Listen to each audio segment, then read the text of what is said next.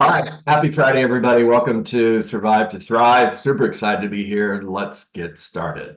So today I want to talk to you about selling your home by owner, and I want to talk to you about that homeowner who's going to put their home on the MLS as a flat fee. In other words, they're by owner and they're on the MLS. So I'm going to go to the whiteboard to do this. And the first thing that I'll share is, again, we're going to go to this diagram right here, which you guys are used to. And the blue line is going to be for sell by owner in the MLS. And then the red line is going to be listed with a professional. All right, first question. When a homeowner chooses the list price, what do they base that on? Usually it's going to be based on what they need or what they want.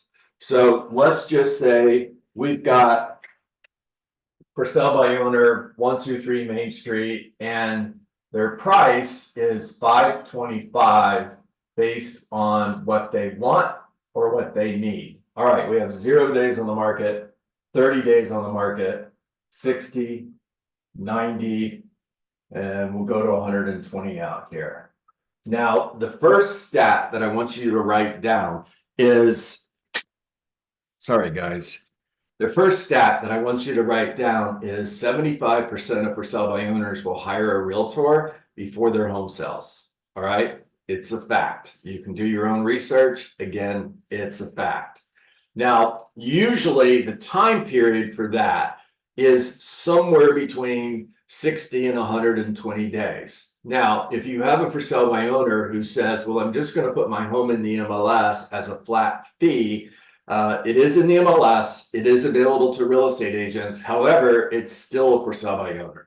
When you pull up in the front driveway, you're still going to see that for sale by owner sign. The buyer knows it's a for sale by owner. They're still attracting people who are looking for a deal, and they're not attracting the best buyers that are on the market, because those buyers are being, the best buyers that are on the market are working with real estate agents. All right, so here we go. We've got 0 to 60 days, and what typically happens is the amount of people that are looking at that home is going to peak. It's going to start to drop, and the 25% that sell will typically sell around 120 days on the market. Again, it's a stat. You can look it up, and they're typically selling for about 90% of the asking price. Now, after 60 days, they haven't gotten any offers, and they're starting to get a little bit frustrated, so they drop the price, and they drop the price to $500,000, which is where it should have been in the beginning. Please remember that. That was the right price to start with. That was market value, but the buyer chose a price based on what they want or what they need.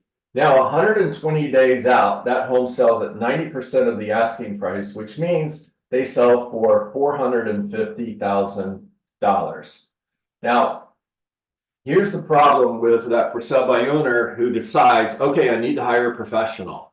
They're 60 days in and they decide to hire a professional, and now they're ready to price it right. So 60 days in, they price it at $500,000.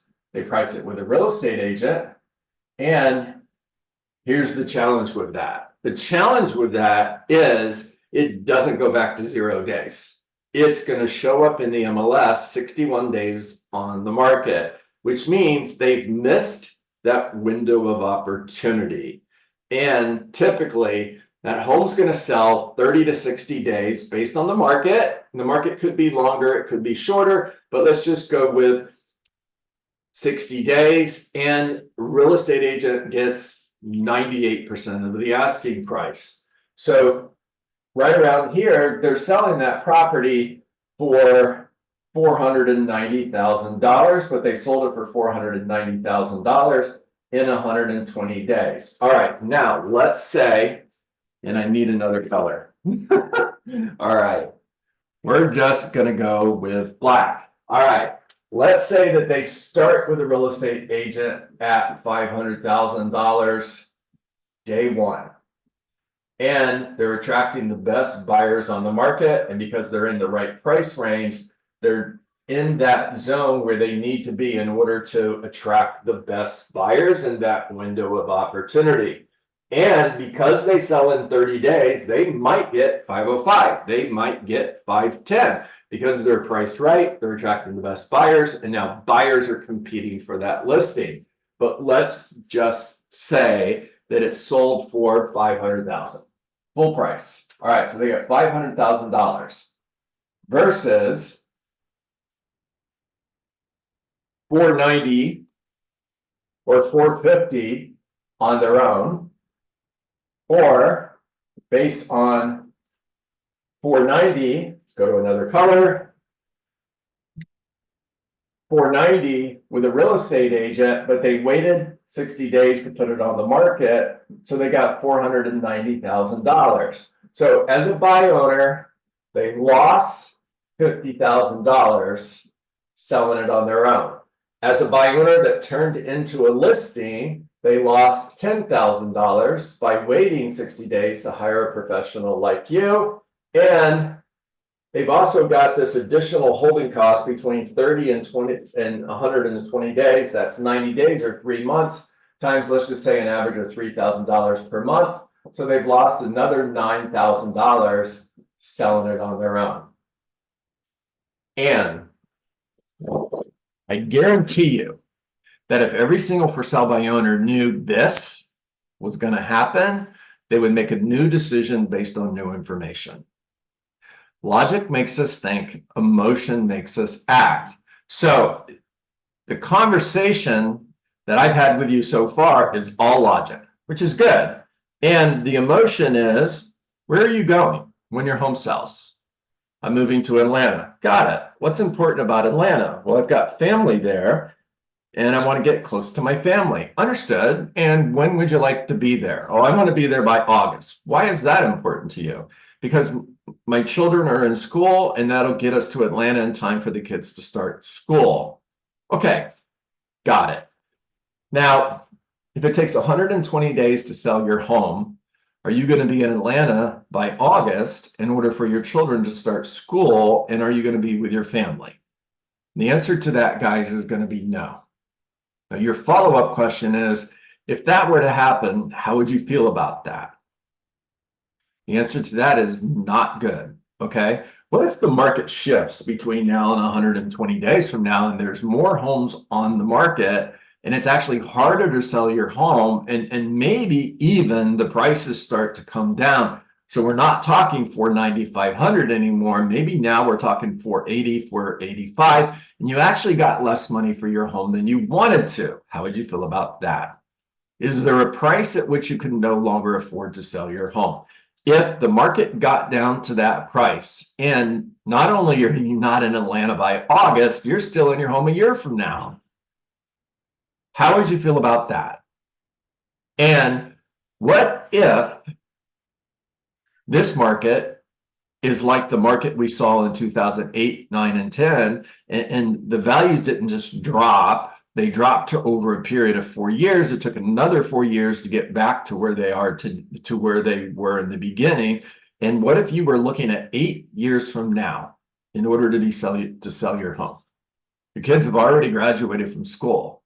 You've lost out on the opportunity to move to Atlanta and be with your family. And how would you feel about that? That's the emotion. Logic makes us think, emotion makes us act. One last thing, and then I'm going to turn it over to you to ask questions. Strategic pricing involves 3 things. Number 1, observation. What do you see? How many homes are on the market within a certain price range? How many homes are selling every month in that same price range? What is the supply and demand based on inventory and the number of people who are buying?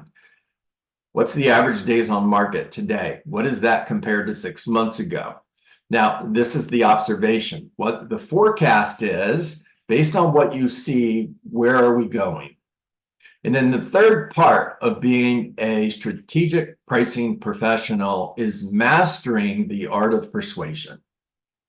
Now, the art of persuasion is using logic and data. Let the data be the bad guy. Let the data do the heavy lifting. It's using logic and data in order to help that seller make a new decision. Persuasion is bringing emotion into the conversation. We're more motivated by avoiding pain than we are by going towards pleasure, meaning I am more motivated by the possibility that I'm still in my home a year from now versus being in Atlanta than I am by selling my home to get to Atlanta.